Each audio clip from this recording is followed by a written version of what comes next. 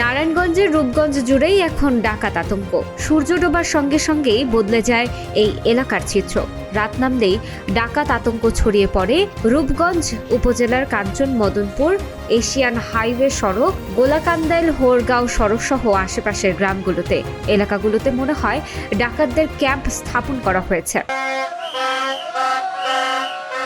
ডাকাতদের ভয়ে ঘুম নেই গ্রামবাসীর। নিজেদের জানমাল রক্ষায় হাতে লাঠি, টেটা বল্লম, দাবটি নিয়ে রাত জেগে পাহারা দিতে হচ্ছে তাদের। পাহারা দিয়েও ডাকাত দলকে থামানো যাচ্ছে না। এদিকে একের পর এক ডাকাতির ঘটনা ঘটলেও জোরালো ভূমিকা না থাকায় ক্ষোভ প্রকাশ করেছেন স্থানীয়রা। ডেইলি ডাকাতি হয়, 2 দিন পর ডাকাতি হয়, হাত পা বাইন দেয়, রিক্সাওয়ালাকে মায়ের দূর কইরা, রিক্সাও নেকা, অটো নেকা। এখানে রাত্রে ডাকাতি হয় বা এখানে আপনার নেশা মেশা চেহারা আপনার ডাকাতি করে, পুলিশ আসে দেরিতে। পুলিশ যদি আসে তাহলে আমাদের অনেক ভালোই লিলে। এখন আমার জানমাল আমগুই রক্ষা করতে হয়। এই গোলাকান্দালে হাটের পরে চমিলের ওই সাইডে আমার ডাকাইতে ধরছে।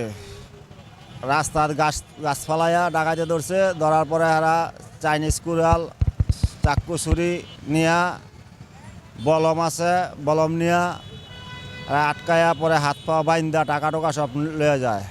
থেকে পরাবর্তী যাইতে রাত্রে 9টার থেকে 9:30 পরে এই ডাকাতি শুরু হয়ে থাকে। আর এন্দা হাই রোড দিয়ে আপনার নীলবিটা স্কুলের পরে ব্রিজের পরে এন ডাকাতি শুরু হয়ে যায়। আমরা ঠিক মতন গাড়ি চালাতে পারি না। রূপগঞ্জের বিভিন্ন এলাকায় অভিযান পরিচালনা করে গত কয়েকদিনে গোলাকান্দাইল এলাকার চিহ্নিত ডাকাত কাউসার সহ বেশ কয়েকজনকে অস্ত্র ও গুলিসহ যৌথ বাহিনী গ্রেফতার করে জেল হাজতে পাঠালেও ডাকাতির ঘটনা নিয়ন্ত্রণ হয়নি। গোলাকান্দাইল ইউনিয়ন পরিষদের ভারপ্রাপ্ত চেয়ারম্যান নাসির উদ্দিন বলেন, গোলাকান্দাইল হোরগাঁও সড়কে প্রতিনিয়তই ডাকাতি ঘটনা ঘটে। ইউএনও ওসি মহোদয়কে জানানো হয়েছে, তারা আশ্বস্ত করেছেন টহল বৃদ্ধি করা হবে। আমাদের গোলাকান্দাইল এশিয়ান হাইওয়ে হতে দড়িকান্দি গ্রাম এবং গোলাকান্দাইল হাট থেকে হোরগাঁও বাজার পর্যন্ত 2টা রোডের মধ্যেই ডাকাতির ঘটনা ঘটে থাকে। তো ইতিমধ্যে ইউনূস স্যারের সাথে আলোচনা হয়েছে। ইউনূস স্যার আমাদেরকে আশ্বস্ত করেছেন যে আমাদেরকে সোলার লাইট দিবেন, যেটা হলে পরে আলোকিত থাকবে, ডাকাতির ঘটনাগুলো কম করতে পারে। এছাড়া গত মিটিংয়ে, আইনশৃঙ্খলা মিটিংয়ে ওসি স্যারকে আমরা জানিয়েছি।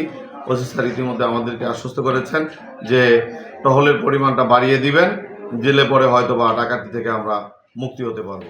রূপগঞ্জ থানার ওসি সবজেল হোসেন বলেন, গোলাকান্দাইল এলাকায় জনসাধারণের নিরাপত্তায় নিয়মিত টহল রয়েছে এবং শীতকালে অতিরিক্ত টহলও মোতায়েন করা হয়েছে। তাছাড়া গোলাকান্দাইল এলাকায় আমাদের যে নিয়মিত টহল আছে সেই টহল রয়েছে। তাছাড়া এই শীতকালীন উপলক্ষে আমরা আরো বিভিন্ন অতিরিক্ত টহল মোতায়েন করা হয়েছে, যা প্রতিনিয়ত রাতেই রয়েছে। এছাড়া আমাদের যে নিয়মিতভাবে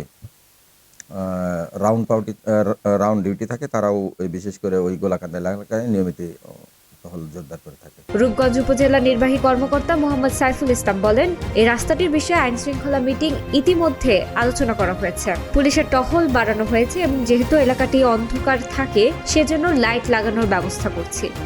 এই রাস্তাটির যে অভিযোগ, আপনারা ইতিমধ্যে আইন শৃঙ্খলা মিটিংয়ে আপনারা জানেন যে এটি নিয়ে আলোচনা হয়েছে। আমরা এখানে পুলিশের যে টহল সেটিও নজরদারি বাড়িয়েছি। একই সাথে এখন ইলেকশনের সময় আপনারা জানেন যে আমাদের এখানে 65 জন বিজিবির একটি টিম এসছে এবং আমাদের একই সাথে আর্মির 2টো ক্যাম্প রয়েছে। তাদেরকেও আমরা ফর্মালি রিকোয়েস্ট করছি যে এই রাস্তাটিতে যাতে টহল বা নজরদারি বাড়ানো হয় এবং একই সাথে যেহেতু এই এলাকাটি অন্ধকার থাকে, অনেক লম্বা একটি অংশ, আমরা আমাদের ইউনিয়ন পরিষদের মাধ্যমে সেখানে লাইট লাগানোর, বিশেষ করে সৌর যে লাইটটি রয়েছে সেটি লাগানোর ব্যবস্থা করছি। আমরা আশা করছি আগামী 10-15 দিনের মধ্যে এই সমস্যাটি কাটিয়ে উঠতে পারব।